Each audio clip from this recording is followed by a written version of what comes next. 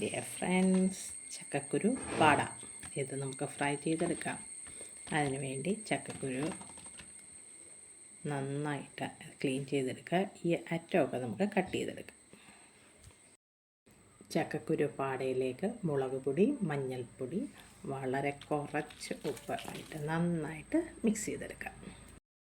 നന്നായിട്ട് മിക്സ് ചെയ്തിട്ടുണ്ട്. ഇതിനി എണ്ണയിലിട്ട് നന്നായി മൂപ്പിച്ചെടുക്കുക. വളരെ കുറച്ച് എണ്ണ ഒഴിച്ച് നമുക്കത് മൂപ്പിച്ചെടുക്കാം.